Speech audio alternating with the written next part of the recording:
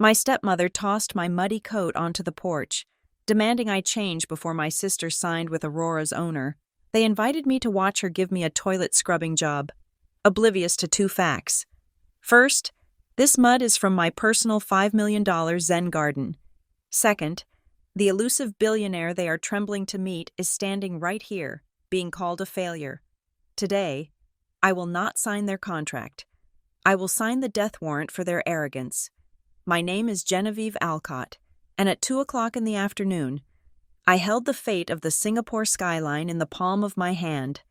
The holographic display hovering above my mahogany desk showed the final schematics for the Solaris Tower, a project valued at $1.2 billion. My board of directors was waiting on the encrypted line, 12 faces from 12 different time zones, all looking to me for the green light. The air in my penthouse was cool, filtered, and smelled faintly of white tea and absolute power. From this height, New York City looked like a circuit board, and I was the one controlling the current. Then, my personal phone buzzed against the glass surface of the desk. It was a specific ringtone, a jarring, shrill noise I had assigned solely to the Sterling family residence. The sound cut through the sophisticated silence of my sanctuary like a serrated knife. I did not answer it. I did not have to. The vibration alone was a summons, a reminder that the performance was about to begin. "Gentlemen," I said, my voice steady, betraying nothing of the annoyance flaring in my chest. "We proceed with the acquisition. Have the contracts on my secure server by 6 this evening." I severed the connection before they could respond. The holograms flickered and died, plunging the room back into natural light. The transformation began immediately. It was a ritual I had perfected over the last 5 years, a shedding of skin that felt more perverse with every repetition. I walked into my dressing room, a space larger than the entire first apartment I had lived in when I left home at 18. I stripped off the Italian silk blazer, a handcrafted piece that cost more than my stepfather's car, and hung it carefully on a velvet hanger. The tailored trousers followed, then the silk blouse, in their place. I pulled on a pair of canvas overalls, stiff with age and stained with genuine earth from my rooftop Zen garden. I wore a flannel shirt that had seen better decades, fraying at the cuffs, and pulled on heavy mud-caked boots. I tied my hair back in a messy, careless knot, ensuring stray strands fell across my face to obscure my eyes. I looked in the mirror. The CEO of Aurora Estates had vanished. In her place stood Genevieve the failure, the dog walker, the seasonal gardener who scraped by on minimum wage. I took the service elevator down to the garage. My fleet of cars, the Phantom, the Aston Martin, the custom Tesla sat gleaming under the museum-quality lights. I walked past them to the far corner, where a rusted, dented Ford pickup truck from 1998 sat leaking oil onto the concrete. It was a prop, hideous and reliable. Just like me in the eyes of my family. The drive to the Hamptons took 2 hours. The further east I drove, the more the scenery changed from urban grit to manicured perfection. The hedges became higher, the gates more imposing, and the air seemed to thin out, becoming rarefied and exclusive. I gripped the steering wheel, my knuckles white. This was not just a drive. It was a journey back into a past I had outgrown, but could not quite sever. I had chosen this life. I had chosen to build an empire with my own hands, rather than marry into one or inherit a legacy of debt and pretension like my stepsister. They called it stupidity. I called it freedom. But freedom had a price, and today, the price was humiliation. I pulled the truck up to the wrought iron gates of the Sterling estate. The engine sputtered and let out a loud, embarrassing backfire that echoed off the stone pillars. I saw a gardener pause his trimming to stare. I ignored him and rolled down the window to punch in the code. The driveway was lined with cars that cost more than most people earned in a lifetime. Bentleys, Mercedes, a few Ferraris. My rusted truck looked like a scar on a beautiful face as I parked it as far away from the entrance as possible, half hidden behind a weeping willow tree. I took a deep breath, inhaling the scent of freshly cut grass and old money, and stepped out. The gravel crunched loudly under my heavy boots as I walked toward the front door. I remembered running down these steps when I was 20, tears streaming down my face, vowing never to return after Arthur told me my dreams of architecture were quaint but unrealistic for a girl of my standing. I had returned, of course, but not as the person they thought I was. The door swung open before I could knock. Victoria stood there. My stepmother looked as if she had been preserved in ice and Chardonnay. She was wearing a cream-colored dress that probably cost $6,000, and her hair was coiffed into a helmet of blonde perfection. Her eyes, cold and blue, swept over me from the top of my messy head to the mud on my boots. There was no warmth, no recognition of kinship, just a look of pure, unfiltered disgust. "You made it," she said. It was not a greeting. It was an accusation. I moved to step inside, perhaps to offer a hug, a reflex of a daughter I no longer was. Victoria took a half step back, her hand raising slightly in a stop motion. "Stop right there," she hissed, her voice low so the guests inside wouldn't hear the venom. "Look at you, Genevieve. You smell like a wet dog and fertilizer. Did you come straight from a job?" "I was working in the garden," I said, keeping my voice flat. It was the truth. Technically, I had spent 20 minutes pruning a rare bonsai worth $40,000 this morning. "Well, try to contain your filth," Victoria said, stepping aside just enough to let me squeeze past. "And for heaven's sake, do not touch the new upholstery. We just had the living room redone in Italian velvet, white velvet.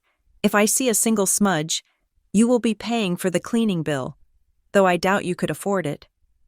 "Good to see you too, Victoria," I muttered, stepping into the foyer. The house was alive with the hum of polite society.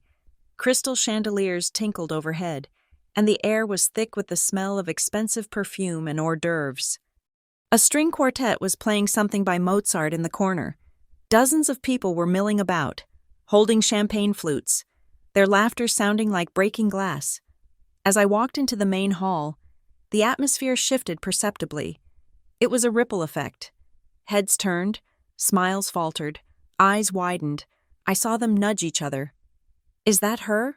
someone whispered loudly. "The sister," another replied, covering their mouth with a manicured hand. "The one who dropped out of society. I heard she walks dogs for a living now. Can you imagine?" I kept my chin up, staring straight ahead. In my other life, these people would be scrambling to get a meeting with my assistant. They would be begging for 5 minutes of my time to pitch their mediocre investment ideas. Here, I was curious. A cautionary tale of what happens when you don't follow the script. "Genevieve," the booming voice came from the bar area. Arthur, my stepfather, was holding court with a group of men in suits. He broke away from them and walked toward me, a wide, plastic smile plastered on his face. He looked the part of the benevolent patriarch, but his eyes were hard. "We were just wondering if the old truck would make it," he said loudly enough for the room to hear. A few people chuckled politely. "It runs fine. Arthur," I said. He looked me up and down, shaking his head with mock pity. "Well, at least you are consistent. Come, you must be thirsty after whatever manual labor you were doing." He gestured to a waiter. The tray was filled with flutes of vintage Dom Perignon. I reached for one, my throat actually dry from the drive. Arthur's hand shot out and intercepted mine. He didn't grab me, but he blocked my path to the champagne. "Ah, not that one. Genevieve," he said smoothly. He turned to the waiter and snapped his fingers. "Get her some water. Tap is fine. We don't want to waste the good vintage on a palate that has likely been dulled by cheap beer and instant coffee. Do we?" The insult was precise, calculated to humiliate me in the most public way possible without him raising his voice. The waiter, looking uncomfortable, scurried off and returned a moment later with a plain tumbler of lukewarm water with no ice. Arthur handed it to me with a flourish. "Hydration is key when you work outdoors, I hear." I took the glass. The water was room temperature. Around us, the guests smirked, sipping their $100 champagne. I could feel the heat rising in my cheeks, not from shame, but from a simmering, volcanic anger. "Thank you, Arthur," I said. my voice dangerously calm. "You always know exactly what I deserve." "I try," he said, patting my shoulder with a patronizing tap, wiping his hand on his handkerchief immediately after. "Now, go find a corner. Serafina is about to make her entrance, and we need the center of the room clear for people who actually contributed to the family legacy." I walked away, clutching the glass of water until my knuckles turned white. I found a spot near a large potted fern, partially obscured from the main crowd. From here, I could see them all, the peacocks strutting in their finery. The vultures are waiting for scraps of gossip, my family, preening in the spotlight, thinking they were the kings and queens of this jungle. They looked at me and saw a black sheep, shorn and shivering in the cold. They laughed at my muddy boots and my silent acceptance of their cruelty. They had no idea. They thought they were safe in their mansion, surrounded by their wealth. They did not realize that the black sheep was the only one in the room who owned the slaughterhouse, and they did not realize they were standing in the middle of a lion's den. The double doors at the top of the grand staircase swung open as if commanded by a divine force, silencing the string quartet mid-measure. Serafina stood at the precipice of the landing, bathed in a spotlight that I suspected had been professionally rigged just for this moment. She was wearing a silver gown that clung to her frame like liquid mercury, a garment that likely cost more than the annual budget of the public school district she pretended to care about during charity galas. She descended the stairs slowly, one hand gliding down the banister while the other was held aloft. Fingers splayed to catch the light. On her ring finger sat a diamond the size of a quail egg. It was gaudy, ostentatious, and perfectly suited to her brand of loud, desperate luxury. The guests below gasped in a synchronized performance of adoration, craning their necks like baby birds waiting to be fed. "Thank you, everyone," Serafina breathed into a microphone that had materialized in her hand. Her voice was breathy, practiced, and dripping with false modesty. "I am overwhelmed by your love, truly, but tonight is not just about this engagement ring. It is about a marriage of minds, a union of vision and power." She paused for effect, letting the silence stretch until it became uncomfortable. "I am thrilled to announce," she continued, her voice rising an octave, "that my design firm, Sterling Interiors, has entered into final negotiations to become the exclusive design partner for the new Aurora Estates luxury hotel chain." The room exploded. It was not just applause, it was a riot of validation. Men in tuxedos clapped until their hands were red, and women dabbed at their dry eyes with lace handkerchiefs. To them, Aurora Estates was not just a company. It was the holy grail of real estate. It was the mysterious, invincible titan that had swallowed the market whole in under 5 years.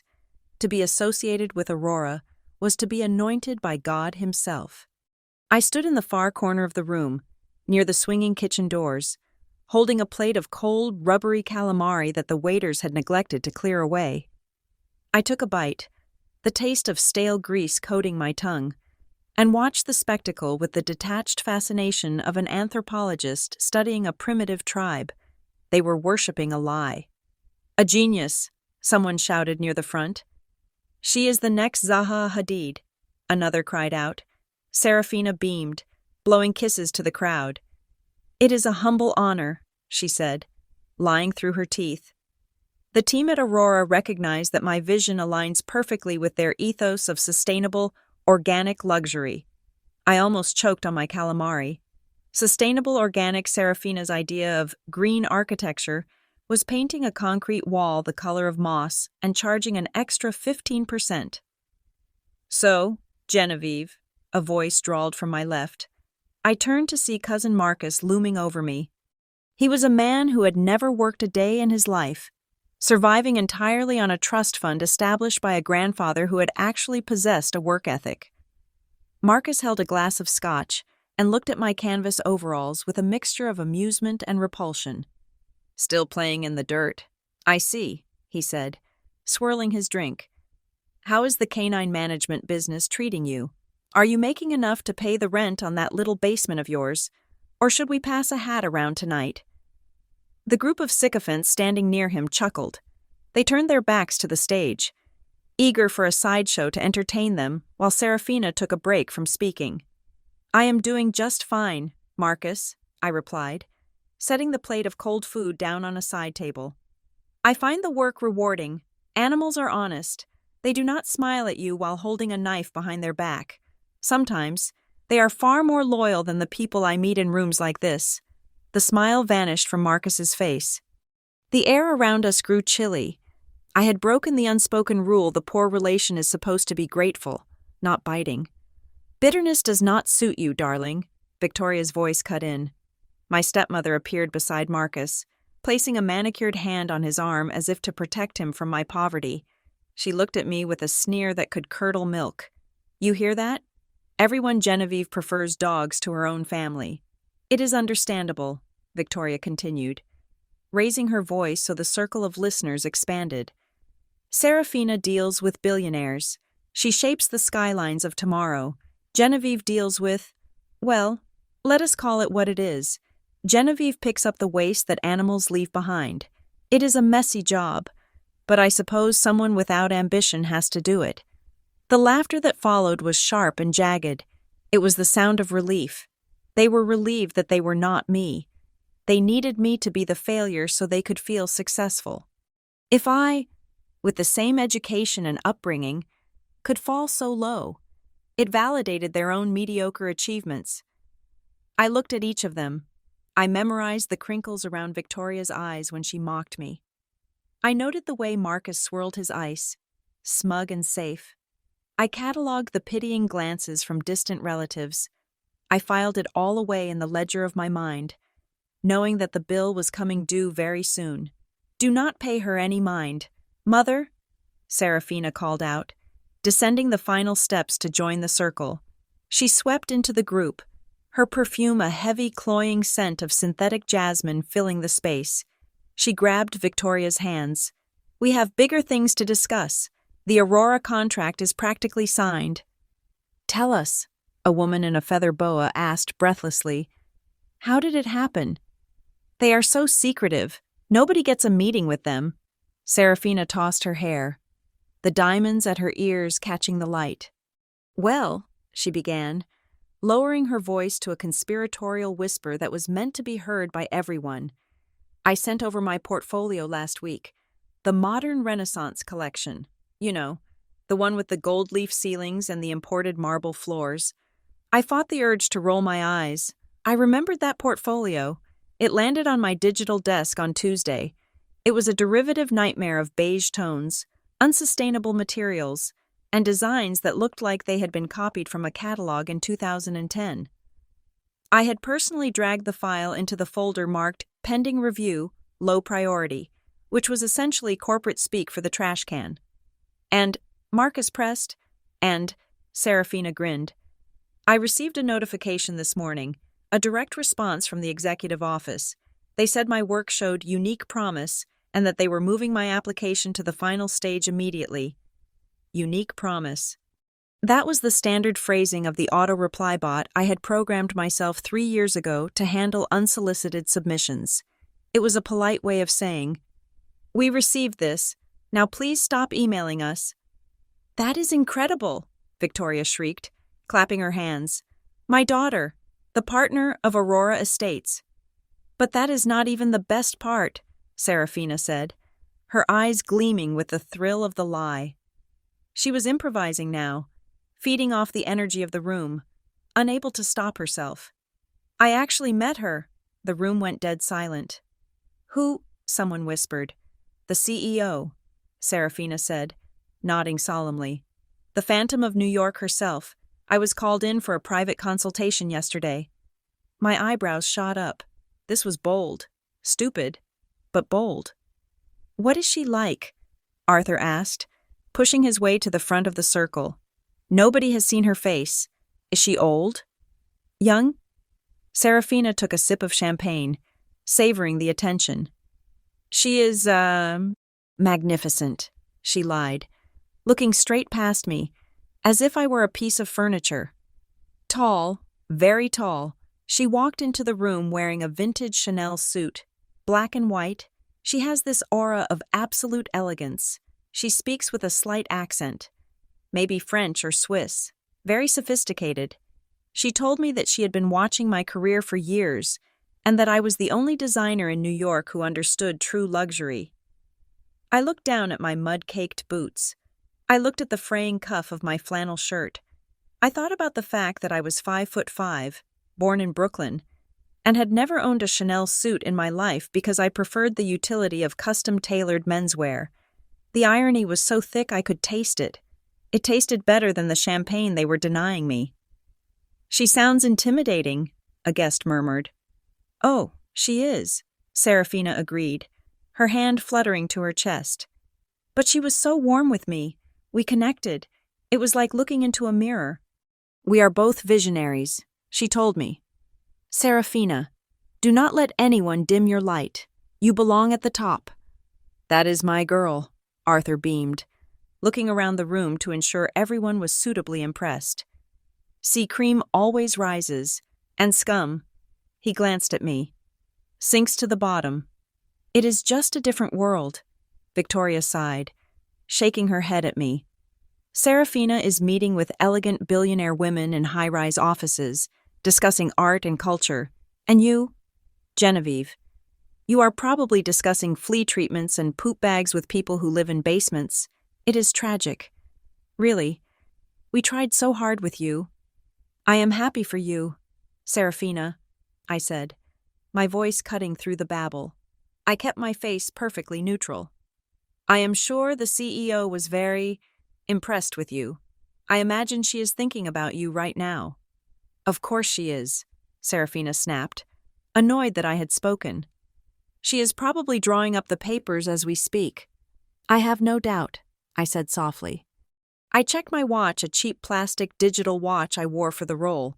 Though my internal clock was synchronized with the global markets, it was 4:30. The notification on my real phone, hidden deep in the pocket of my overalls, vibrated once. The trap was set. They were building a castle on a foundation of lies, and they had just invited the demolition expert inside to watch the ribbon-cutting ceremony. Serafina continued to describe the imaginary CEO's office mahogany walls, Persian rugs, a view of Central Park, while I remembered my actual office steel. Glass, completely paperless, and overlooking the Hudson. They were so confident, so arrogant. They believed their own narrative so completely that they could not see the reality standing 3 feet away from them. "Well," Victoria announced, clapping her hands again, "enough about the help. Let us make a toast to Serafina, the future queen of design, and to Aurora Estates." "To Aurora," the room roared. I raised my glass of lukewarm tap water. "To Aurora," I whispered to myself, taking a sip. And to the truth, the string quartet ground to a sudden, discordant halt. It was not a natural end to the piece, but a forced interruption, commanded by a sharp, imperious wave of Arthur's hand. The silence that followed was heavy and immediate, sucking the air out of the room. The chattering guests fell quiet, sensing a shift in the evening's program. The celebratory atmosphere evaporated, replaced by something denser, colder, and infinitely more theatrical. "If I could have everyone's attention," Arthur announced, his voice booming without the need for a microphone. "We have a small but vital piece of family business to attend to. We believe in transparency here. We believe in lifting each other up." He gestured to the center of the room. "Genevieve, come here." It was not a request. It was a summons to the gallows. I moved away from the safety of the potted fern. My boots felt heavy on the Persian rug as I walked into the circle they had formed. The guests parted like the Red Sea, forming a tight ring around us. Hundreds of eyes bored into me. I could feel their judgment physically, like 1,000 tiny needles pricking my skin. Victoria, Arthur, and Serafina stood in a triangle, trapping me in the middle. Their expressions had shifted from mockery to a performance of deep, pained concern. It was the look a parent gives a child who has just been arrested for shoplifting.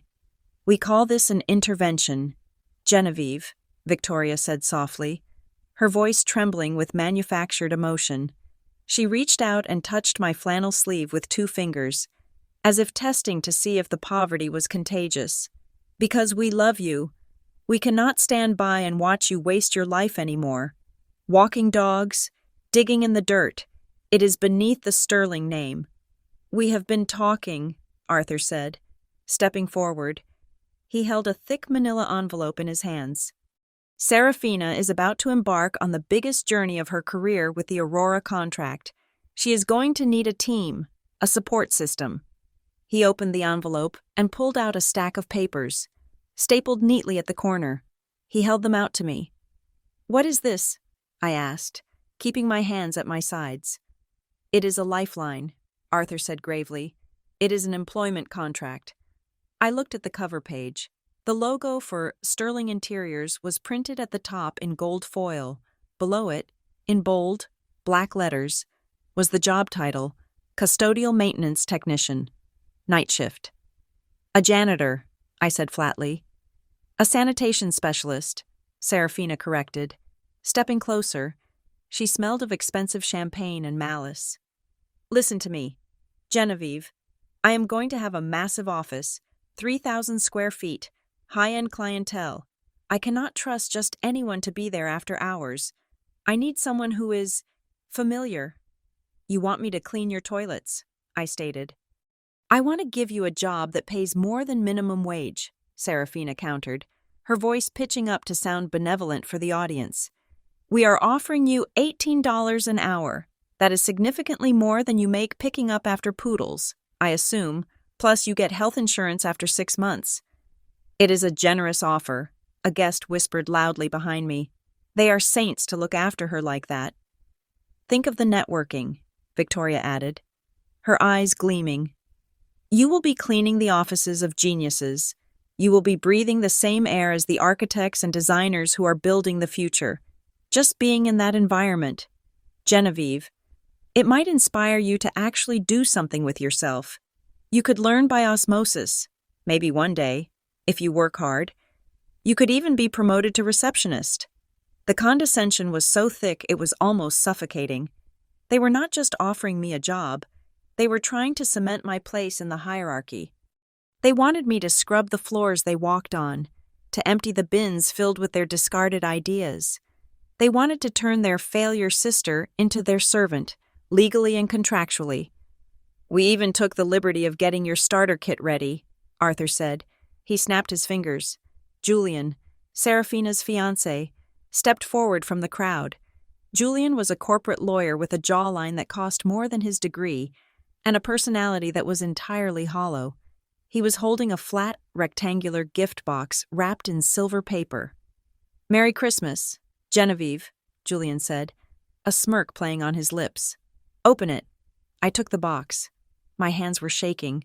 To them, it looked like I was overcome with emotion, perhaps shame or gratitude. In reality, I was vibrating with a rage so potent I thought I might spontaneously combust. I ripped the paper. Inside lay a uniform. It was a dull, lifeless gray polyester tunic with matching trousers. On the left breast pocket, an embroidered patch read, "Sterling Interiors, Staff." "Go on," Serafina urged. "Hold it up. Let us see if it fits." I lifted the tunic. It was shapeless and ugly, the fabric rough against my fingers. The gray color was specifically chosen to be invisible, to blend into the walls, to say, "I do not matter." "It is durable," Julian commented, leaning in close so only I could hear. "Industrial grade. Try not to break the toilets. Genevieve, our clients are VIPs. They do not appreciate overflowing plumbing." He pulled back, winking at the crowd. A ripple of laughter went through the room. I stood there, clutching the gray polyester to my chest. The texture of the cheap fabric was a stark contrast to the memory of the cashmere throw draped over the chair in my office. The office that could buy Serafina's entire company 10 times over.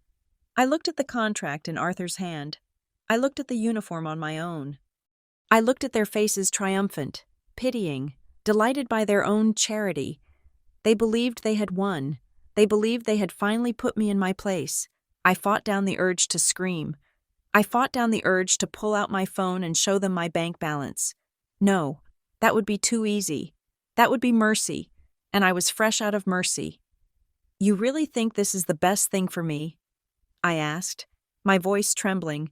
I looked directly at Victoria. "You think this is where I belong?" "Oh, honey," Victoria sighed, tilting her head. "We are just being realistic. Some people are born to lead, and some are born to support. This is your salvation. It is the only way you will ever have a retirement fund." "We are saving you, Genevieve," Arthur said, thrusting the pen toward me. "Sign it. Take the uniform. Be grateful." "Grateful," I repeated. I took a deep breath, forcing the tremors in my hands to still. I looked at Serafina, who was practically vibrating with the thrill of having her older sister as her cleaning lady. "Okay," I said softly. I took the uniform and tucked it under my arm. I did not take the pen. "I accept the uniform," I said, my voice gaining a strange, glassy clarity. "I cannot sign the contract right this second. I need to read the fine print, but I will take the job. I will be there."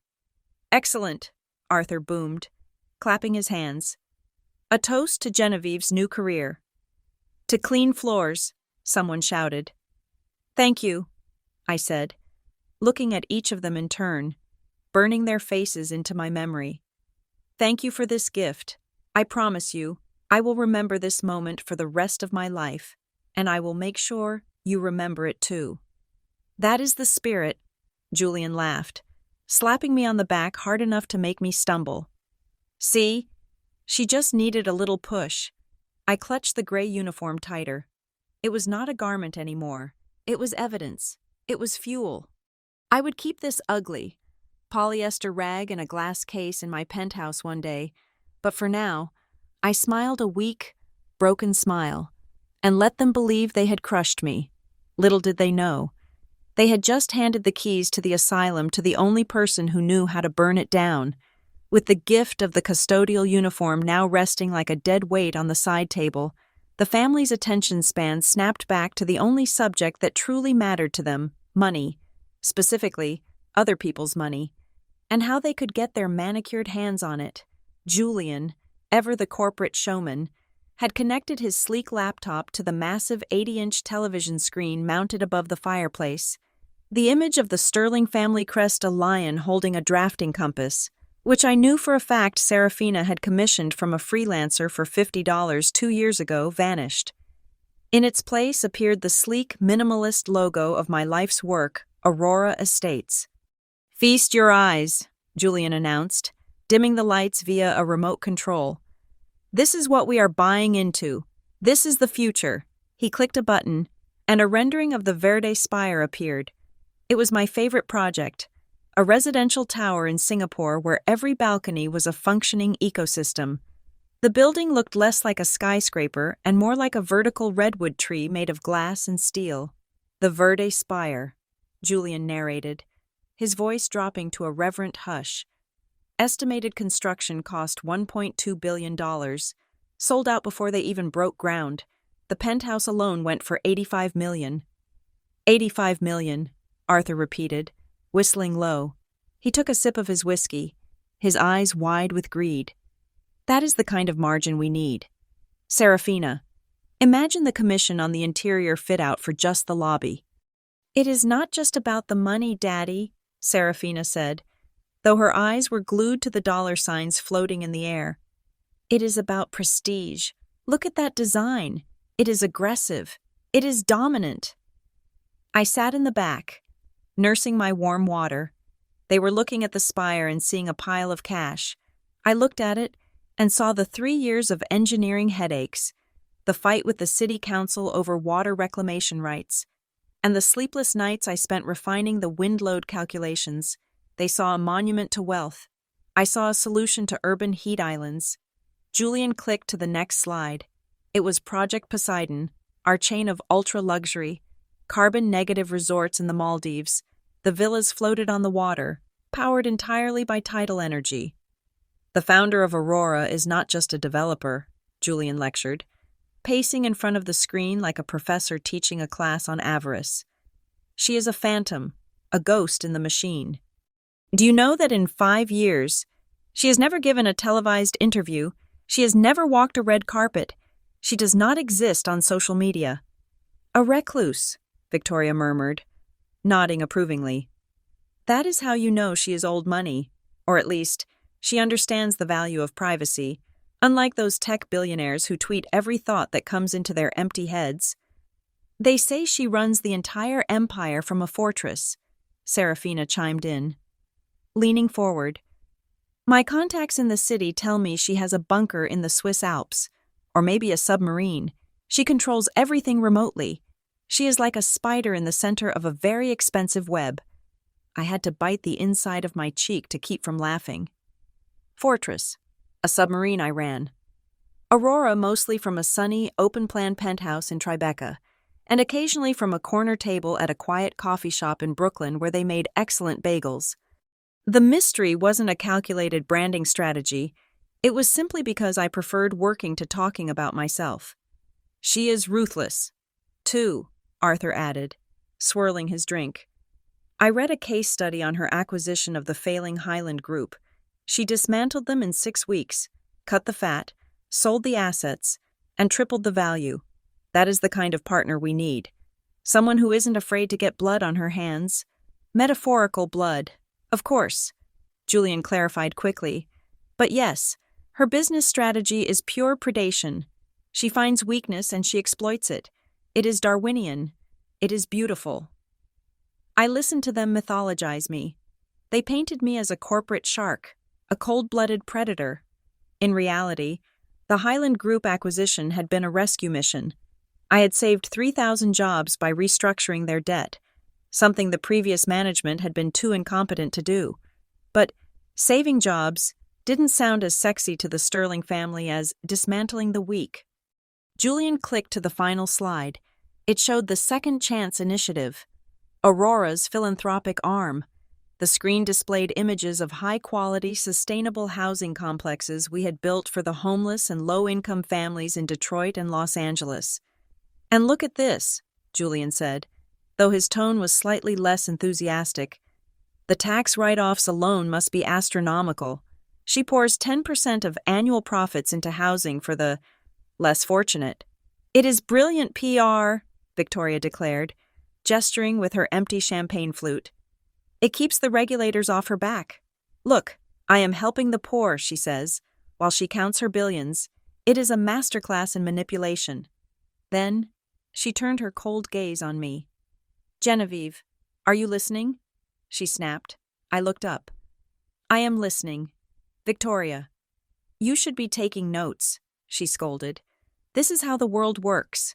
This woman, this genius, she understands that you use charity as a shield. She builds houses for the homeless, not because she wants to hold their dirty hands, but because it protects her empire. The irony was so sharp, it felt like a physical blow. 10 minutes ago, they had mocked me for being poor. They had laughed at the idea of me needing help. Now, they were praising my charity work, but only because they thought it was a cynical tax dodge. They could not conceive of a world where someone accumulated power simply to do good. To them, every act of kindness had to be a transaction. I see, I said quietly. So, you admire her for using the poor. I admire her efficiency, Victoria corrected. She turns a liability into an asset, unlike you, who just exists as a liability. Actually, a voice piped up from the sofa. It was Uncle Richard, a distant relative who spent most of his time buried in his phone. He was holding up his screen. I found an article. It is from a niche architectural journal, one of the few times she actually gave a quote. Read it, Serafina commanded. I want to know everything about my new best friend. Richard adjusted his glasses. It says here the CEO of Aurora Estates is known for an intense, almost pathological hatred of artifice. She has fired executives for lying about their golf scores. She famously canceled a $100 million deal because the partner tried to impress her with a rented yacht. He looked up.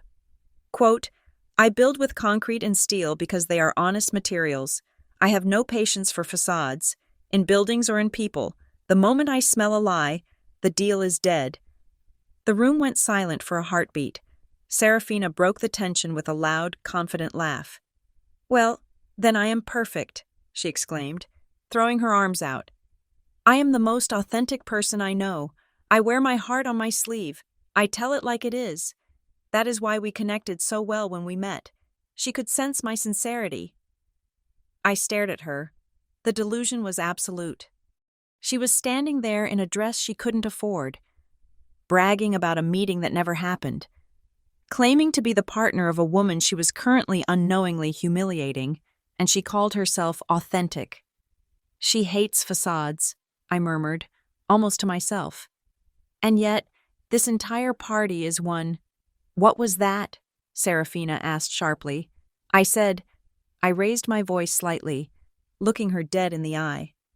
That if she hates liars, she will certainly find you memorable. She already does, Serafina preened, missing the threat completely.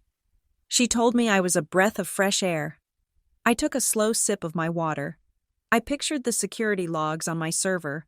I pictured the high-definition cameras hidden in the entrance of the warehouse where we were heading. I pictured the dossier on sterling interiors that was currently sitting on my desk, detailing every cut corner, every unpaid intern, and every falsified invoice. I am sure she did. Serafina, I said, allowing a small, dangerous smile to touch the corners of my lips. I am sure when she sees you again today, she will be very impressed by your performance. We are not performing, Genevieve, Arthur scoffed. We are doing business, something you know nothing about. We should get going, Julian said, checking his Rolex. The meeting is in an hour.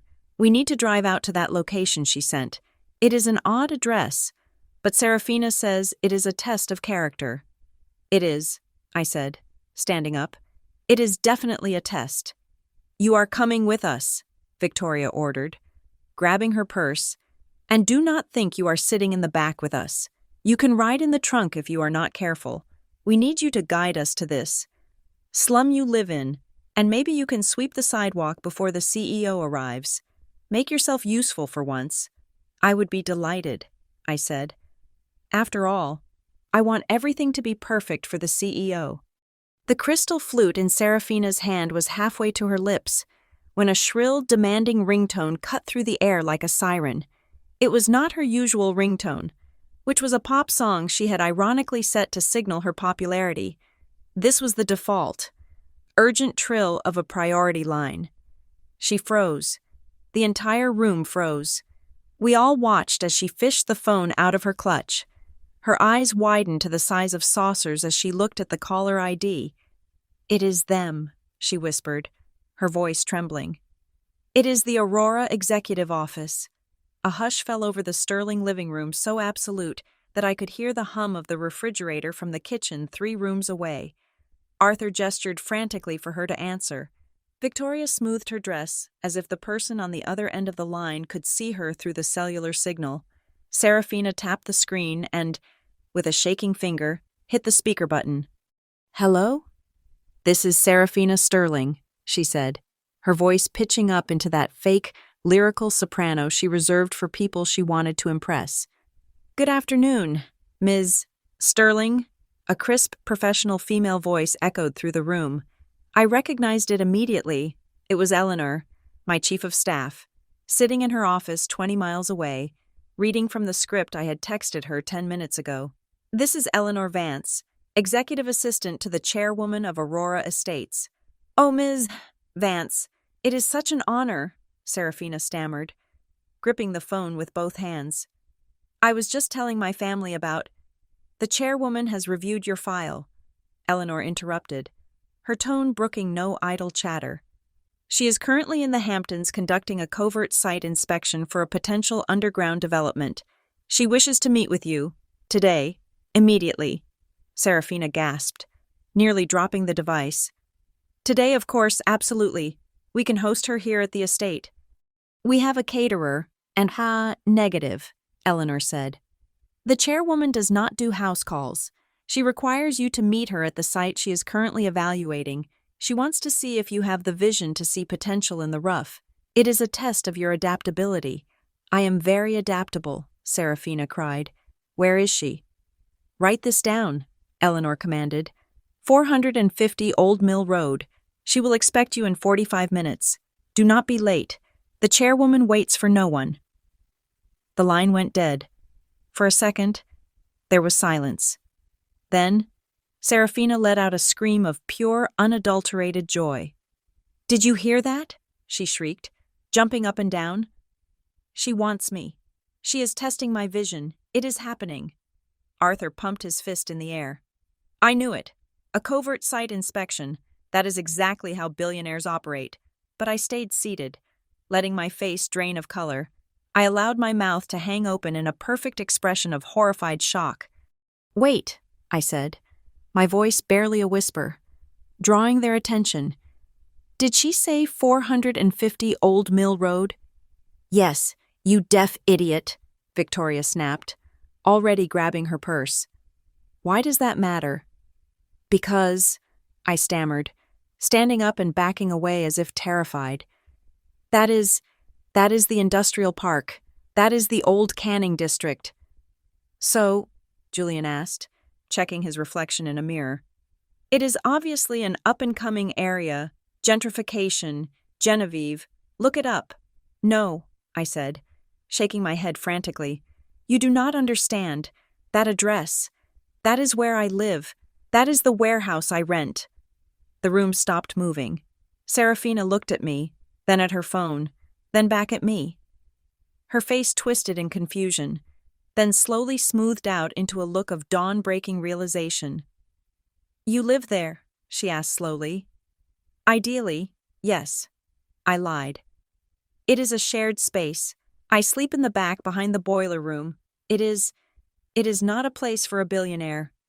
It is full of rust and stray cats. There must be a mistake. Why would the CEO of Aurora be at my dump? Julian snapped his fingers, his face lighting up with the arrogance of a man who thinks he is the smartest person in the room. It is a demolition project, he declared. Of course, Aurora is famous for buying blighted industrial zones and turning them into eco-utopias. She is scouting the location to bulldoze it.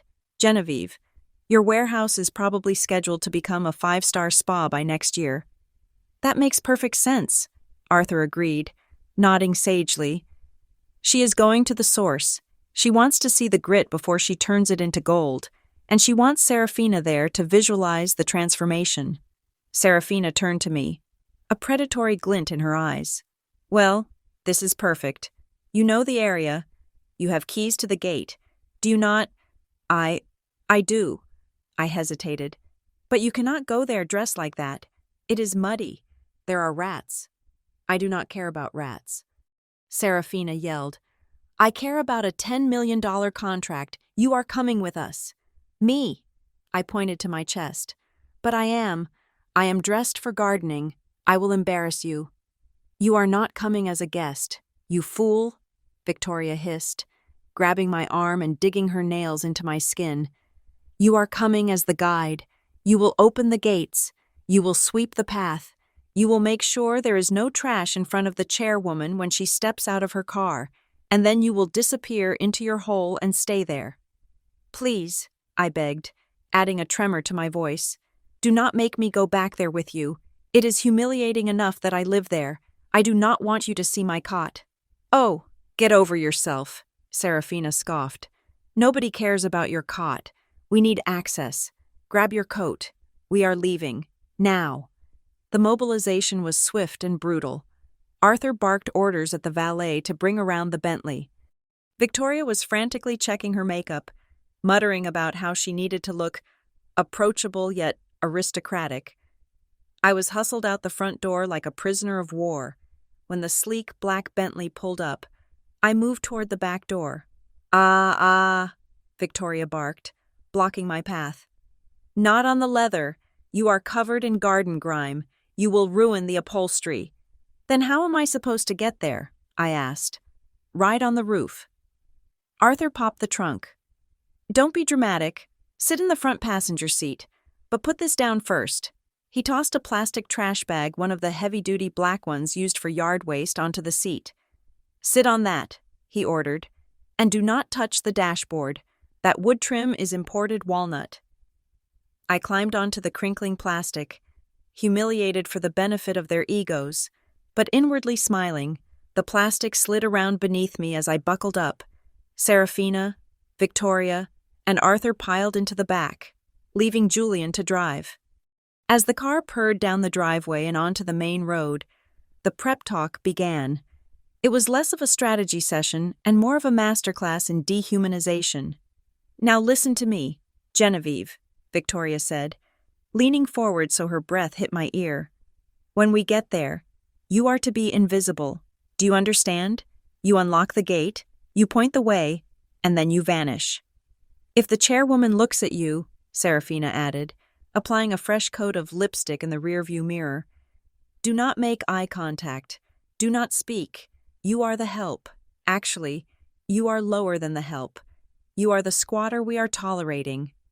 I understand, I said softly, staring out the window as the scenery shifted from the manicured lawns of the Hamptons to the gray, industrial sprawl of the outskirts. And for God's sake, Julian said, glancing at me sideways, if she asks who you are, say you are the caretaker. Do not tell her you are Serafina's sister. We cannot explain. This, he gestured vaguely at my entire existence. To a woman of her caliber, it would tank the deal. We will say you are a charity case we support. A charity case, I repeated. Got it. She is a legend, Serafina murmured, practicing her smile in the mirror. They say she can smell fear. I need to be confident, dominant. You will be great, sweetheart, Arthur soothed. Just remember, this is a test. She picked this location to see if we would flinch. We will not flinch. We will walk into that warehouse like we own it. I slipped my hand into the deep pocket of my canvas overalls. My fingers found the sleek, cool metal of my phone. I unlocked it by feel. Knowing the interface by heart, I navigated to the priority messaging app that connected me directly to my security detail. I typed a single line, blindly but accurately. The circus is coming to town. Open the curtain. I hit send. We are almost there, Julian announced as we turned onto Old Mill Road. The streetlights here were broken, and the pavement was cracked. Weeds shot up through the concrete like desperate fingers. My God, Victoria gasped, pressing a handkerchief to her nose. It is hideous. Genevieve, you actually live here in this filth. It is cheap, I said, my voice flat. And quiet. It is a gold mine, Arthur corrected, staring greedily at the derelict brick buildings passing by. Look at that square footage. Tear it all down. Put up glass condos. This chairwoman is a genius. We approached number 450. It was a massive, looming structure of red brick, surrounded by a chain-link fence topped with razor wire. The windows were boarded up. Graffiti covered the lower walls. It looked abandoned, dangerous, and utterly hopeless. To them, it was a slum. To me, it was a fortress. The boards on the windows were fake facades hiding bulletproof glass. The graffiti was a commissioned art piece designed to deter looters. And inside was the heart of my empire. Pull up to the gate, Serafina commanded, her voice trembling slightly despite her bravado. Genevieve, get out, open it, and run ahead to make sure there are no dead animals in the driveway. Yes, Serafina, I said. The car stopped. I opened the door and stepped out into the cool evening air. The wind bit through my flannel shirt, but I didn't feel the cold. I felt the adrenaline. I walked up to the rusted iron gate.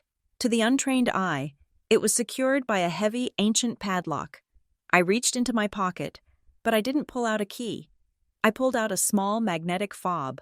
I palmed it, hiding it from the car's headlights. I pretended to struggle with the padlock, inserting a fake key and jiggling it. Then, I tapped the fob against the hidden sensor embedded in the brick pillar. There was a heavy thunk of magnetic locks disengaging underground. The gate groaned, a sound effect I had insisted on keeping, and began to swing open. I turned back to the Bentley. I waved them through. As the black car rolled past me, entering the lion's den, I saw Serafina in the back seat, taking deep, calming breaths. She looked like a queen arriving at her coronation. She had no idea she was arriving at her execution. I fell in behind the car, jogging slightly to keep up, my boots slamming against the pavement. I was the runner, the servant, the charity case. But as I crossed the threshold of the property, a subtle shift occurred in my posture. My spine straightened, my chin lifted. The fearful hunch of the poor relation evaporated. I wasn't Genevieve the failure anymore. I was home, and the guests had just arrived for the show. The Bentley crawled to a halt in front of the main bay doors of the warehouse, its tires crunching loudly over a mixture of gravel, broken beer bottles, and decades of industrial neglect. The engine cut out, and for a moment, the only sound was the wind whistling through the shattered windows on the third floor. I sat in the front seat, staring up at the facade of my headquarters, to the world. Number 450 Old Mill Road was a rotting carcass of the manufacturing age. The red bricks were blackened with soot and covered in layers of aggressive, indecipherable graffiti. Weeds the size of small trees burst through the cracks in the concrete, choking the entryway. A rusty sign hung by a single bolt, creaking rhythmically, warning trespassers of structural instability.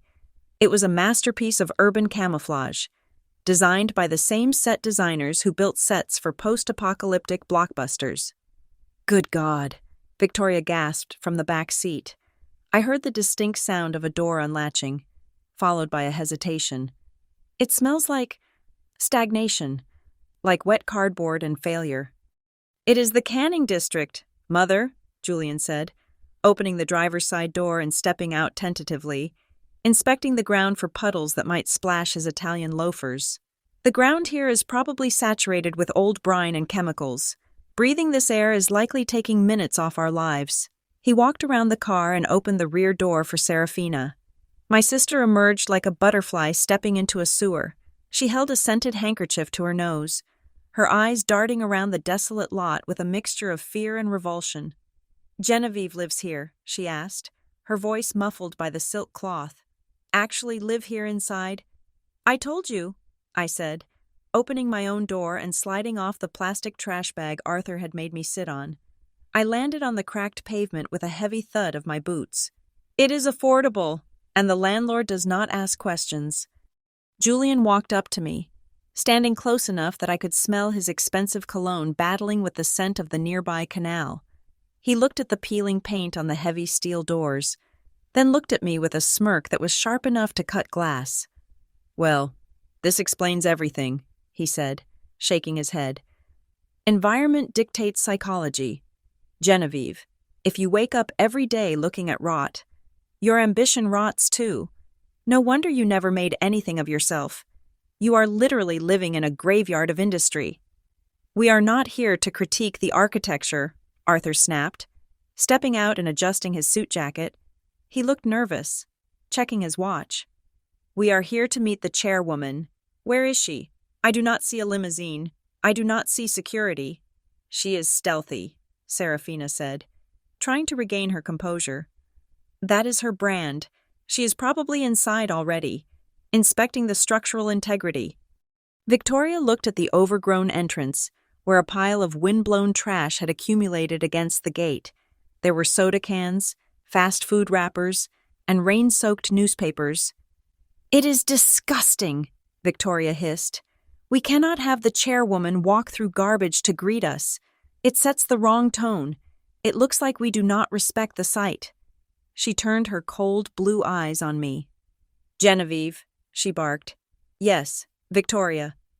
"Clean it up," she ordered, pointing a manicured finger at the pile of debris. "Excuse me?" I asked, blinking. "You heard me," Serafina chimed in, her panic manifesting as aggression. "If the chairwoman drives up and sees this mess, she will think we are sloppy. You are the guide. You are the help. Pick it up. Now." I looked at the trash. Then I looked at my family. They were dressed in thousands of dollars of silk and wool, standing in the middle of a slum, terrified that a soda can might ruin a billion-dollar deal. "You want me to pick up garbage with my bare hands?" I asked slowly. "Do not be a diva," Julian scoffed. "You are already dressed for it. Look at your pants. A little more dirt will not make a difference." I stared at them for a long second. The urge to laugh was becoming painful. If my board of directors could see me now, the woman who had just negotiated the water rights for a small country, being told to pick up litter by a mid-tier interior designer, they would lose their minds. "Fine," I said. I walked over to the gate. I bent down and picked up a soggy newspaper. I grabbed a crushed aluminum can. I moved with deliberate slowness, playing the part of the obedient, beaten-down servant. "Faster," Victoria hissed, checking the road behind us. She could be here any minute. While I gathered the trash into a small pile near the retaining wall, Serafina pulled out her phone. She beckoned Julian over. "Quick," she said. "The lighting is actually kind of dramatic here. It is gritty. It is raw." She posed in front of the graffiti-covered wall, making sure to avoid touching the grime. She tilted her head, put on a serious, contemplative expression, and held her hand out as if she were envisioning a skyscraper rising from the rubble. "Take the picture," she commanded Julian. Julian snapped a dozen photos in rapid succession. "Perfect," Serafina murmured, reviewing them. "I will caption it, 'Scouting the Diamond in the Rough. True visionaries see potential where others see ruins. Sacrifice for art. Post.'" I dropped a handful of wet leaves onto the pile I had made. "Sacrifice for art," I muttered under my breath. "You are standing in my driveway." "Genevieve," Victoria called out. She walked over to me, grabbing my shoulder and pulling me away from the door. "Listen to me. When the chairwoman arrives, I have a new strategy." "I am all ears," I said, wiping my dirty hands on my overalls. "You stay in the background," she instructed. "But do not hide completely. Stand over there, by that broken window. Look. Pathetic? Pathetic?" "Yes," Victoria said, her eyes gleaming with a twisted sort of brilliance. "If she sees that we are employing a local, a squatter, she might see it as community outreach. We can tell her we are helping the indigenous population of the warehouse district. It makes us look charitable, so just stand there, look sad, and if she speaks to you, say 'Thank you, ma'am,' and nothing else." "I see," I said. "I am a prop." "You are a tool," Arthur corrected. "And right now, a useful one. We are going to pitch her on a total demolition. This place is a hazard. We will tell her the only humane thing to do is bulldoze this hovel and build a glass atrium. It will gentrify the whole neighborhood." "Bulldoze it," I repeated. "And what happens to the people who live here?" To me, Julian laughed, a short, sharp bark. "Progress has casualties. Genevieve, do not worry. I am sure there is a shelter downtown. Or maybe Serafina will let you sleep in the basement of the new complex, if you clean the toilets well enough." They all laughed. It was a nervous, excited sound. They were high on the prospect of the deal, drunk on the fantasy of destroying my home to build their monument. "All right," Serafina said, clapping her hands. "Everyone, positions. She said 450. This is the spot. She should be coming out any second." They turned their backs to the massive, rusted steel doors. They faced the street, straightening their ties and smoothing their skirts, expecting a limousine to turn the corner. They were looking the wrong way. I took a step back, moving toward the broken intercom panel embedded in the brickwork next to the door. It looked like a smashed piece of plastic from the 1980s, covered in grime. I did not press a button. I simply looked at it. Hidden behind the layer of fake grime and cracked plastic was a military-grade iris scanner. I held my gaze steady for exactly 2 seconds. A low hum vibrated through the air. It was barely audible, like the sound of a high-tension wire in the wind. The graffiti-covered panel suddenly lit up. A beam of soft, pulsating blue light shot out, sweeping across my face. "What was that?" Serafina asked, spinning around. "Did you hear something?" Arthur asked, looking at the sky. Before they could process what was happening, the rusted steel doors, which looked like they weighed 10 tons and hadn't moved since the Cold War, began to separate. There was no screech of metal on metal. There was no grinding of rusty hinges. Instead, there was the smooth hydraulic hiss of precision engineering. The doors glided open with a ghostly silence, sliding into hidden recesses within the brick walls. A gust of cool, conditioned air rushed out from the darkness, carrying the scent of white tea and ozone, hitting the Sterling family in their stunned faces. The contrast was violent. 1 second, they were standing in a humid, smelly lot. The next, they were being breathed on by the future. "What the?" Julian trailed off, his mouth hanging open. I stood by the open door, the blue light of the scanner reflecting in my eyes. "She is not coming from the street," I said softly. The threshold between the decaying industrial lot and the interior of my headquarters was less like a doorway and more like an airlock between two different planets. As the heavy steel blast doors slid into the brickwork, the humid, garbage-scented air of the outside world was instantly repelled by a wall of pressurized, ionized purity.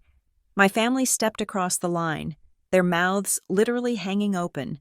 We were standing in the atrium. It was a cathedral of silence and light, soaring 40 feet high, carved out of the gut of the old factory.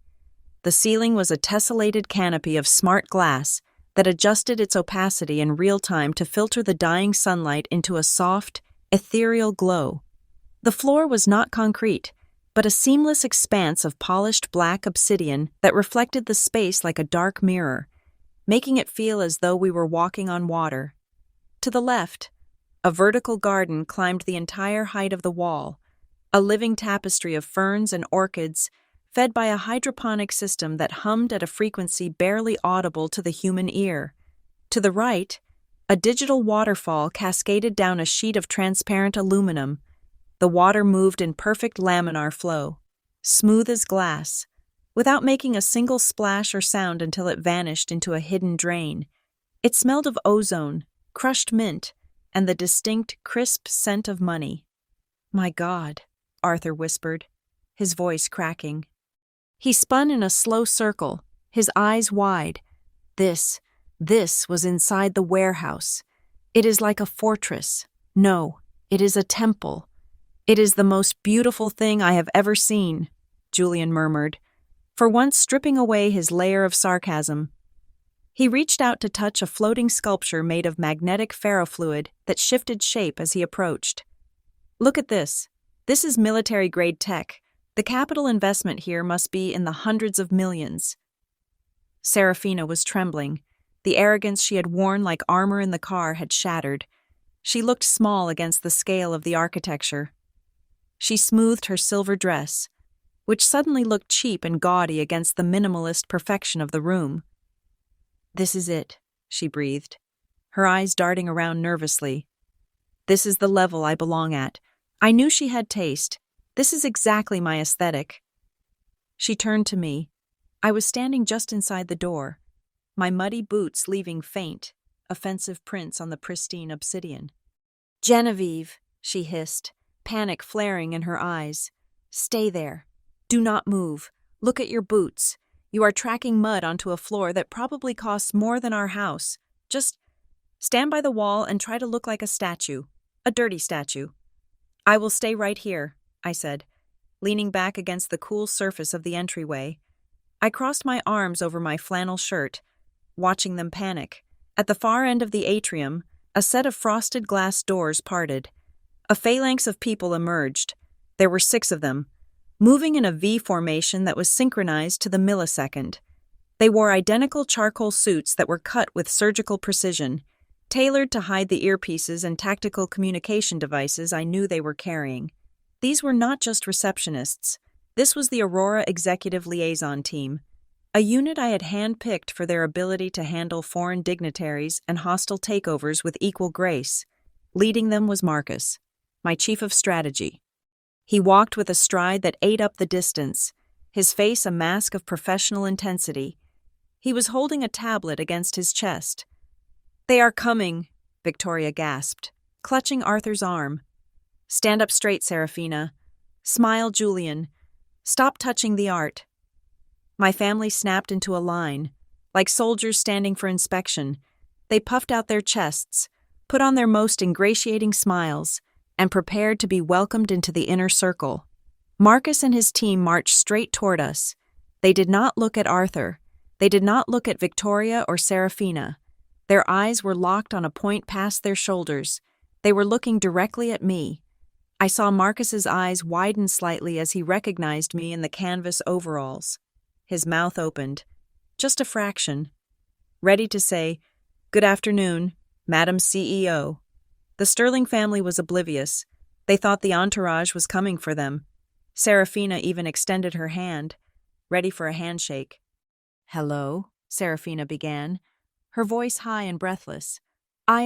Marcus walked right past her extended hand. He was 3 feet away from me, about to bow. I caught his eye. I didn't shake my head. I didn't wave my hand. I simply narrowed my eyes by a millimeter and shifted my gaze sharply toward the glass conference room on the mezzanine level. It was a micro-expression, a code we had developed over 3 years of silent boardroom warfare. Do not acknowledge me. Pivot. Marcus froze. It was imperceptible to anyone who didn't know him. A hitch in his stride that lasted less than 1/10 of a second. His training kicked in. He stopped, pivoted on his heel with military precision, and turned back to the confused group of people he had just walked past. "Ms. Serafina Sterling?" Marcus asked, his voice smooth as velvet. He didn't even glance back at me. Serafina blinked, retracting her hand, and then extending it again. "Yes, that is me. I am Serafina." "Welcome to Aurora Estates," Marcus said, bowing his head slightly. "We have been expecting you. The chairwoman is currently concluding a call in the secure sector. She has instructed us to escort you to the primary briefing room." "Oh," Serafina exhaled, a sound of pure relief. "Thank you. We were just admiring the lobby. It is breathtaking." The atrium is designed to intimidate the unprepared and inspire the visionary. Marcus recited, a line I had written for the company brochure. "If you would follow me, please." He gestured toward a floating staircase made of suspended glass treads. "And her?" Julian asked, pointing a thumb at me over his shoulder. "Our guide. Should she wait outside?" Marcus looked at me. For a split second, I saw the amusement dancing in his eyes. He looked at my muddy boots, my messy hair, and the way I was slouching against the wall. "The guide may accompany you," Marcus said, his face deadpan. "The chairwoman often requires local context during her briefings. She may have questions about the rodents in the area." "Fine," Victoria sighed. "Come on, Genevieve, but keep your distance. 3 paces behind us at all times." We ascended the glass stairs. I walked behind them, listening to the click-clack of Serafina's heels and the heavy thud of my own boots. We were led into the Fishbowl Conference Room Alpha. It was a space suspended in the center of the atrium, enclosed entirely by walls of smart glass that could turn from transparent to opaque with a voice command. Inside, there was a single table made from a slab of raw, matte black basalt, surrounded by 12 ergonomic chairs that looked more like pilot seats. "Please, be seated," Marcus said. "The chairwoman will be with you shortly." He bowed and backed out of the room, the glass doors sliding shut silently behind him. Serafina practically fell into the chair at the head of the table, though she hesitated for a second, wondering if she was allowed to sit there. Her hands were shaking so badly she had to clasp them together on the cold stone surface. "This is it," she whispered, her face pale. "This is really happening. Look at this technology." Arthur and Victoria took the seats next to her, looking like children in a spaceship. Julian paced the length of the room, running his hand along the glass wall. "This glass is soundproof," Julian noted, tapping it. "I bet you could scream in here and no one outside would hear a thing." "Let us hope we do not have to scream," I said, taking a spot in the far corner of the room. I did not sit. I leaned against the glass wall, crossing my ankles, watching them. Quiet, Genevieve, Serafina snapped. She was staring at the massive screen that covered the entire far wall. The screen was active. It displayed a complex, rotating 3D model of the Aurora Estate's global organizational chart. It showed the regional directors, the VPs, the board members, and at the very top, connected to everything, was a single box. It did not have a name, it did not have a photo, it simply had a silhouette of a head, black against a white background, and the title, Founder CEO. "That is her," Serafina said, staring at the silhouette with reverence. "The Phantom. Nobody knows who she is. She is like a god. She is just a woman.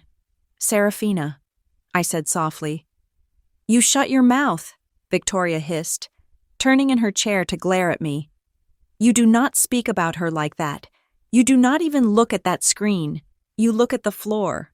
Serafina took a deep breath, wiping her sweaty palms on her dress.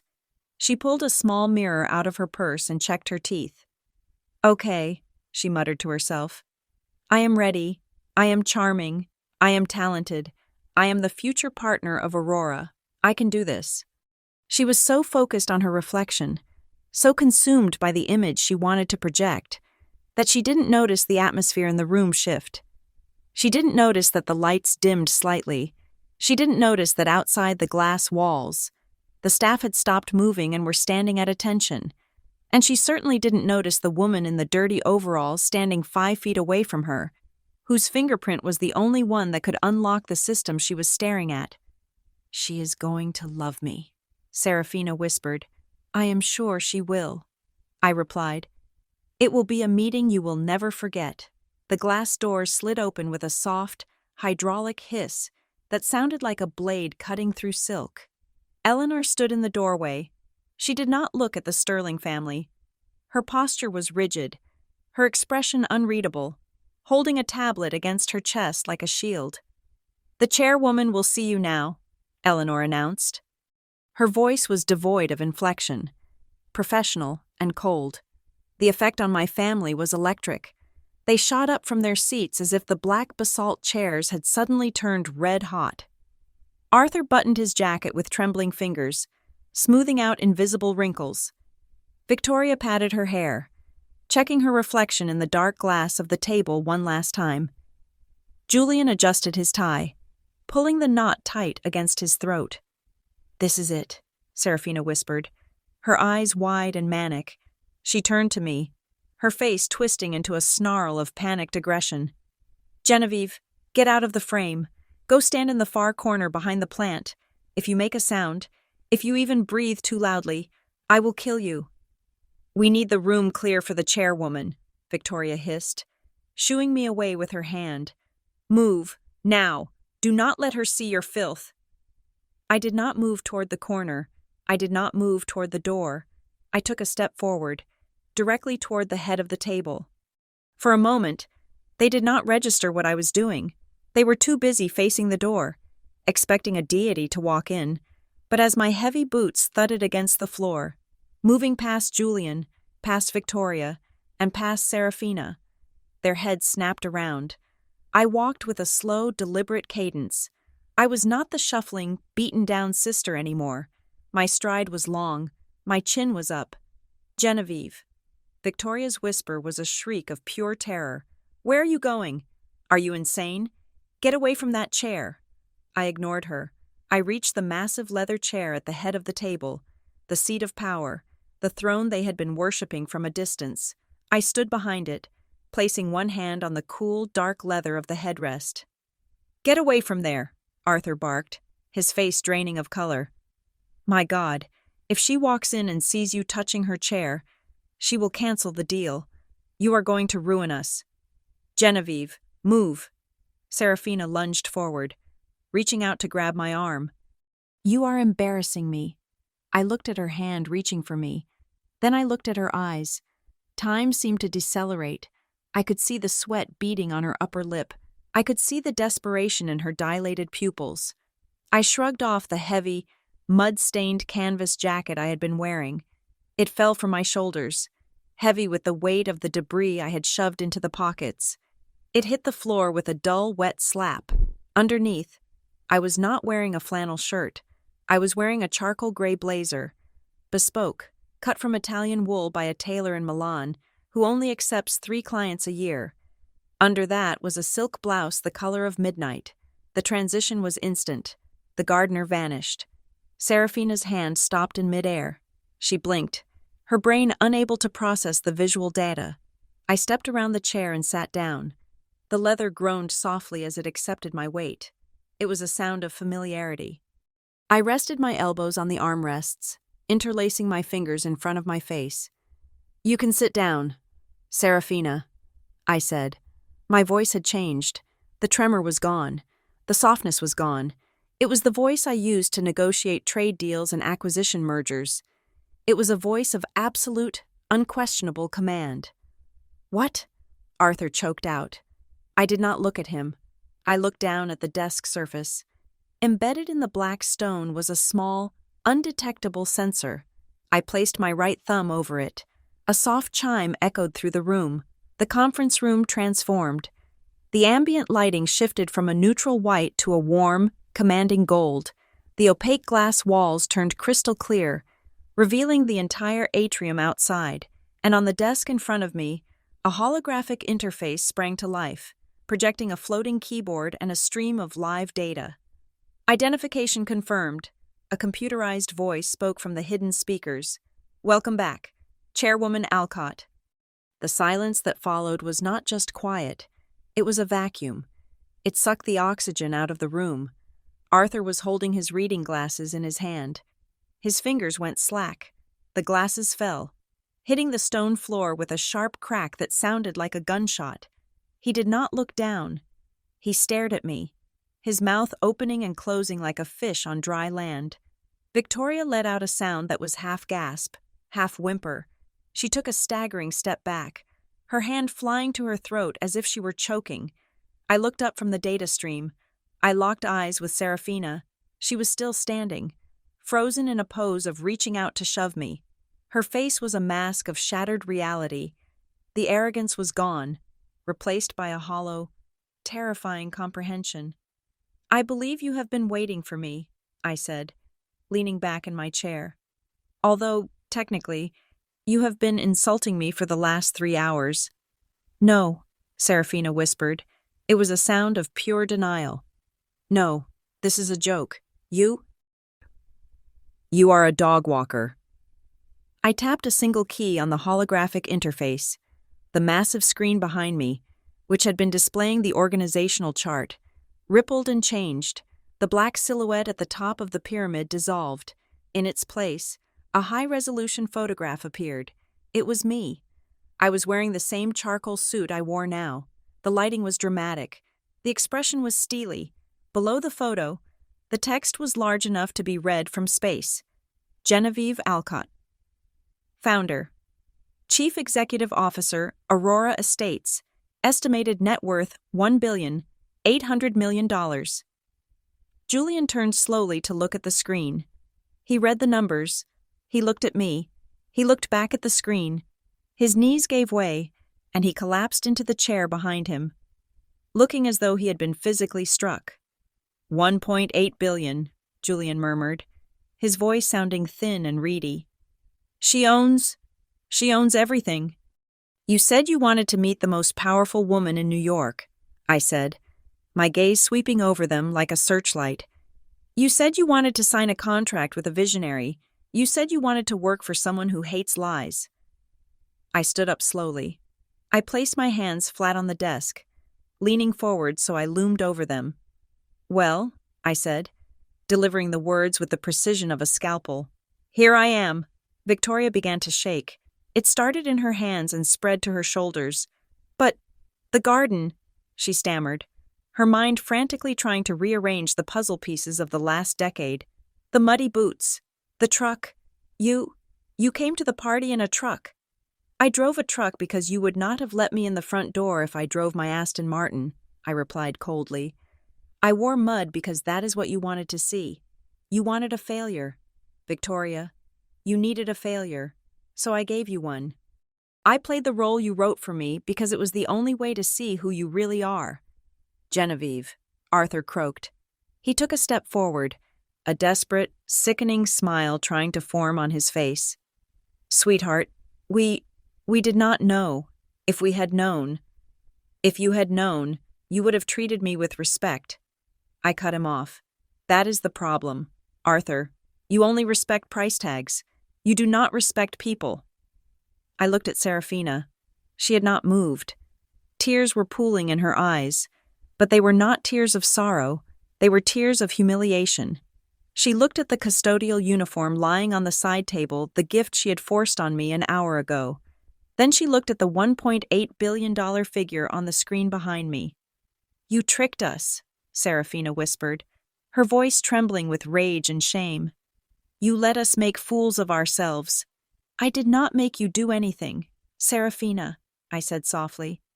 I simply handed you a shovel. You are the one who dug the hole.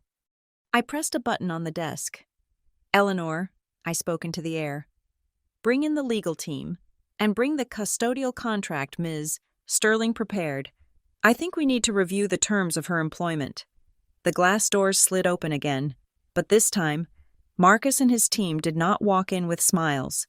They walked in carrying thick leather binders, looking like executioners in Italian suits. My family stood in the center of the room, surrounded by the glass walls of the empire they had mocked, looking small, cheap, and utterly defeated. And I sat there, the queen in her castle, watching the walls close in. The silence in Conference Room Alpha was shattered by a sound so jarring it made the hairs on the back of my neck stand up. It was laughter, high-pitched, manic, and bordering on hysterical. Victoria was doubling over, clutching the edge of the basalt table, shaking her head violently. "Bravo," she gasped, wiping a tear from her eye. "Bravo, Genevieve. I must admit, you almost had me. For a second, I actually believed this charade." She straightened up, pointing a trembling finger at the holographic screen behind me. "But let us be serious," she sneered, her voice regaining its jagged edge. "This is a rental. How much did you pay for this?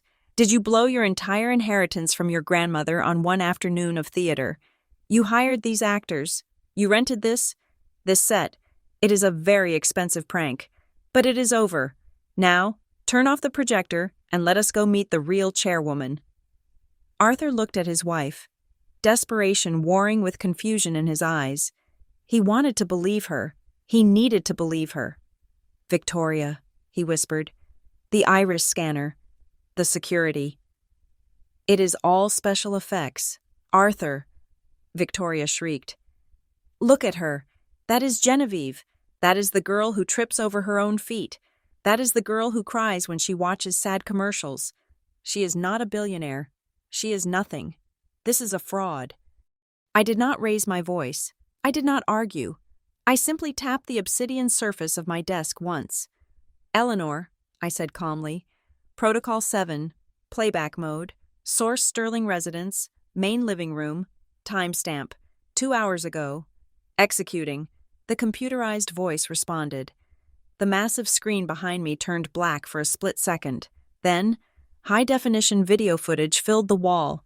The audio was crystal clear, captured by the bug I had planted in my own custodial uniform pocket, synchronized with the hidden cameras my security team had accessed via the smart home system Serafina was so proud of.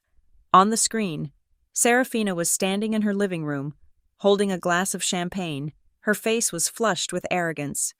"She is magnificent," the on-screen Serafina lied, her voice echoing through the conference room. Tall, very tall, she walked into the room wearing a vintage Chanel suit. She told me that she had been watching my career for years. The video cut to another angle. It showed Victoria sneering at me. "Genevieve, come clean it up. You are the guide. You are the help." The video cut again. Julian's face appeared, looming large and smug. "Do not make a mess in the toilet. Genevieve, our clients are VIPs." I paused the video on a freeze frame of Serafina's face. Twisted in a look of supreme entitlement, I turned back to them. The room was deadly silent. Victoria's manic laughter had died in her throat. Serafina was staring at the screen, her face pale as a sheet. "Is that special effects, Victoria?" I asked softly. Victoria stammered. We were just—" "Aurora Estates has one fundamental principle," I said, my voice cutting through their excuses like a razor. "Integrity. We build on bedrock, not on sand, and we certainly do not build on lies." I stood up and walked slowly around the desk, closing the distance between me and my sister. "You stood in that room and looked me in the eye," I said to Serafina. "You told a room full of people that you met the CEO. You described a woman who does not exist. You claimed you had a relationship with me, while simultaneously treating the real me like a servant." "It was just a story," Serafina cried out, tears streaming down her face, ruining her mascara. "Everyone exaggerates in business. It is called marketing. I was just trying to sell myself. We are family. Genevieve, it was just a joke. A family joke." "A joke," I repeated flatly. "Humiliating your sister is a joke. Forcing me to wear a janitor's uniform is a joke." "We were trying to help you," Arthur interjected, his voice shaking. "We wanted you to have a job." "No, Arthur," I said, turning my gaze on him. "You wanted a slave, and you wanted a scapegoat." I returned to my desk and tapped the screen again. The video vanished. In its place, a series of complex financial spreadsheets appeared. Rows of red numbers cascaded down the display. "You see," I continued, "my team did not just background check your design portfolio. Serafina, we audited you. We audited all of you." I pointed to the first column. "Sterling Interiors is not just struggling, it is insolvent," I declared. "You are 4 months behind on the lease for your showroom. You have leveraged the family home, Arthur's home, to cover your payroll. You have 3 pending lawsuits from contractors you refuse to pay." Arthur's knees buckled. He grabbed the back of his chair to stay upright. How did you get that?" "I own the bank that holds your mortgage, Arthur," I revealed.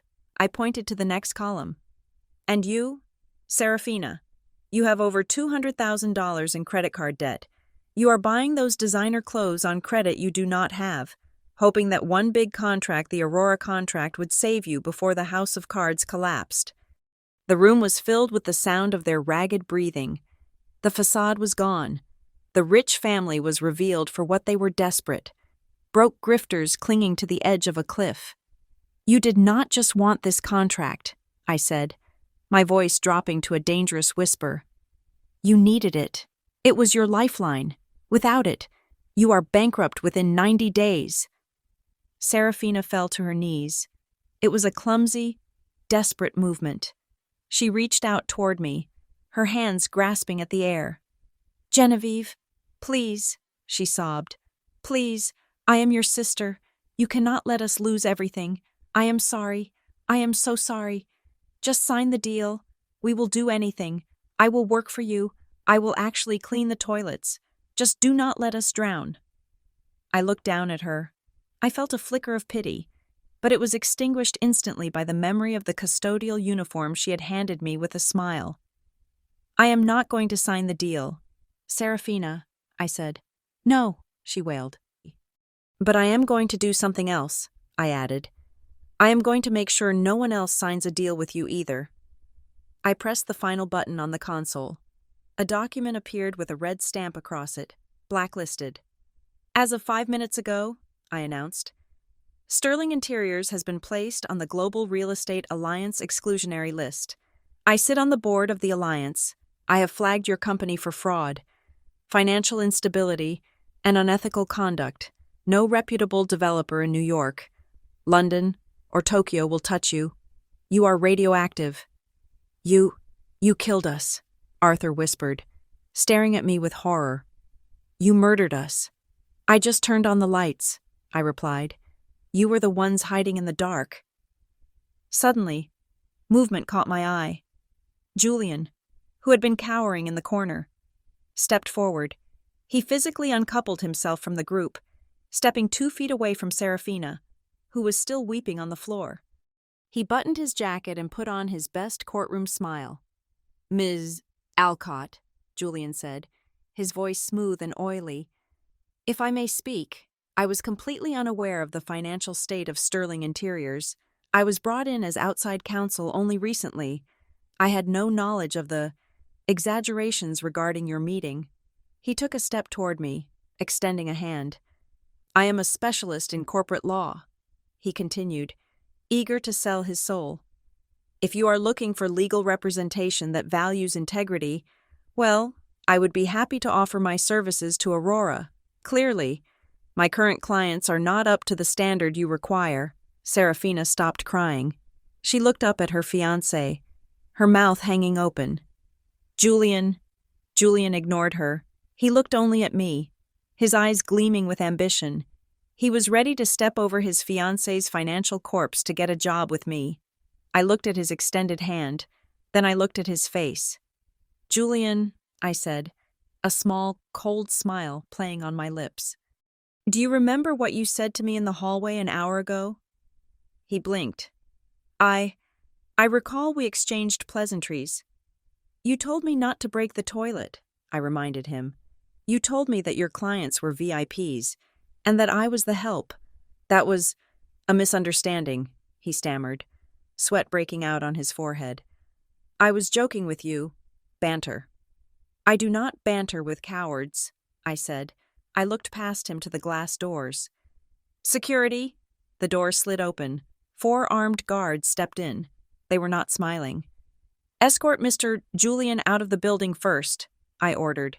"He seems to be in a hurry to distance himself from his family. Let us help him."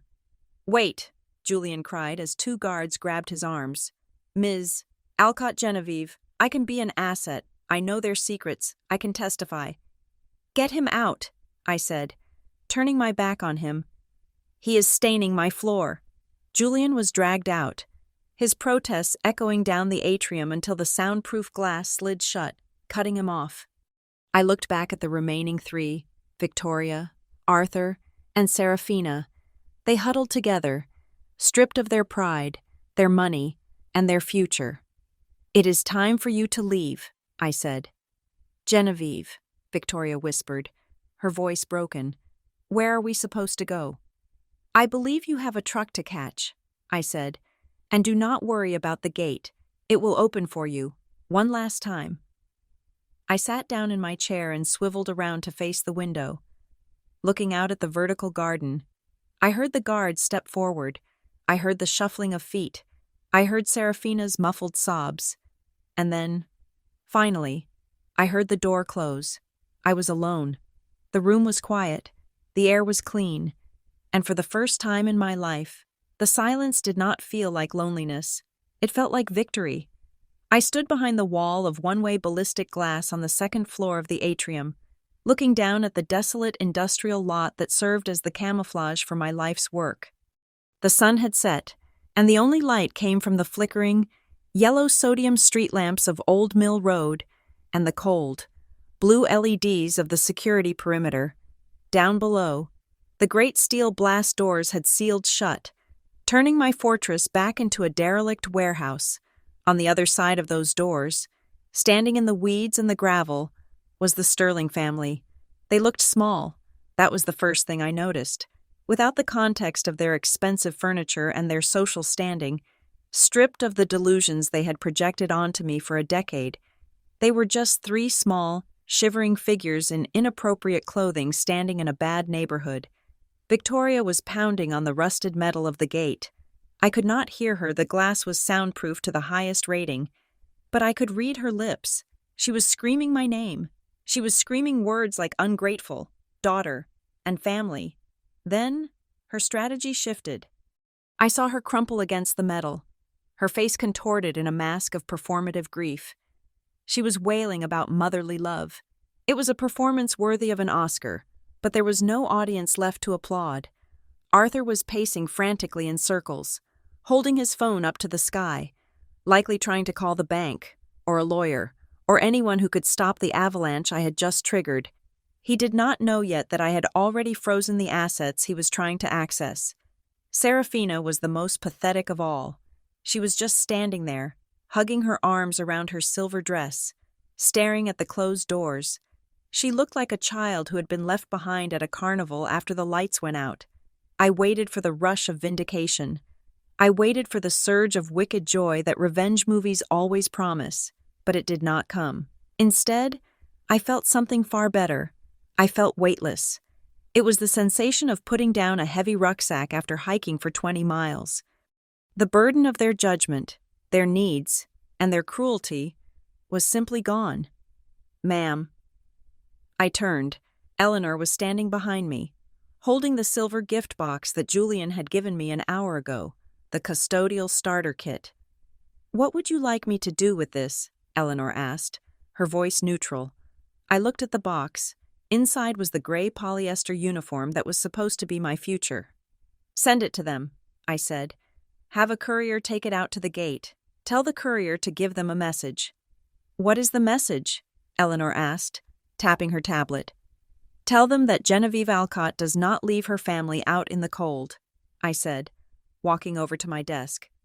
"Tell them that if they are truly desperate for work, I have an opening for a sanitation team, but not here. I have a logistics hub in Anchorage, Alaska. It is a 12-month contract, minimum wage. They provide their own parkas." Eleanor allowed a microscopic smile to twitch at the corner of her mouth. "Anchorage. I will draft the offer letter immediately. And Eleanor," I added, sitting down at my terminal, "execute Order 66. The financial severance," she clarified. "Yes." I pulled up the secure banking interface. For 5 years. I had been the silent, anonymous angel investor who bought the bad debt from Arthur's failing company to keep them afloat. I had been the system error that paid off Serafina's credit card interest every month. I had done it out of a misplaced sense of guilt, a lingering hope that maybe, if things were easy for them, they would be kind to me. I realize now that you cannot buy kindness from people who are spiritually bankrupt. I looked at the total sum I had wasted on them. It was nearly $2 million over 5 years. I highlighted the accounts. I moved the cursor to the Terminate Liquidate button. I did not hesitate. I clicked. On the screen, the status bars turned from green to red. The safety net was gone. The next time Arthur tried to swipe his corporate card, it would decline. The next time Serafina tried to book a spa day, she would be told insufficient funds. They were now exactly what they had accused me of being: broke, desperate, and alone. "It is done," I whispered. I stood up and walked to the private elevator at the back of the room. It whisked me up 3 floors to the roof. The night air was crisp and cold, smelling of the ocean and jet fuel. My private helicopter, a sleek black Bell 429, was waiting on the pad, its rotors already spinning, cutting the air with a rhythmic thwup, thwup, thwup. I walked toward the aircraft, the wind whipping my hair across my face. I stopped at the edge of the parapet and looked down one last time. From this height, the Sterling family was just specks on the pavement. I could see that they were no longer banding together. They were fighting. Arthur was pointing a finger at Victoria, screaming. Victoria was shoving Serafina. They were turning on each other, cannibalizing themselves now that the external prey was out of reach. I reached into my pocket and pulled out my phone. I dialed the only number that mattered. "Hello?" A frail, warm voice answered on the second ring. "Grandma," I said, my voice softening, the CEO armor melting away. "Genevieve, darling," she said, "is everything all right? You sound different." "I am fine, Grandma," I said, watching the city lights of New York twinkling in the distance like a sea of diamonds. "I am better than fine. I just finished some spring cleaning, a little early for the season, but it was necessary." "Did you take out the trash?" she asked, her voice knowing and sharp. She had always seen through them. "Yes, Grandma," I smiled, tears pricking my eyes. "I took out all the trash. It is all gone." "Good," she said decisively. "Now come see me. The nurses here are cheating at the bridge, and I need a partner. I am on my way, I said. And Grandma for Christmas this year. I was thinking we could go to the Alps, just the two of us. That sounds like heaven, she replied. I hung up the phone. I turned my back on the edge of the roof, on the warehouse, on the Sterling family, and on the girl I used to be. The pilot opened the door for me. I climbed into the leather seat of the helicopter, buckling the harness across my chest. Where to, Ms. Alcott? The pilot asked. Over the headset. Up, I said. Just take me up. The engine roared. The helicopter lifted off the pad, banking sharply to the right. As we ascended, the warehouse below became smaller and smaller until it was just another gray block in the tapestry of the city. The people standing outside it vanished completely. They were not my problem anymore. They were just ghosts, fading into the background of a story that was no longer about them.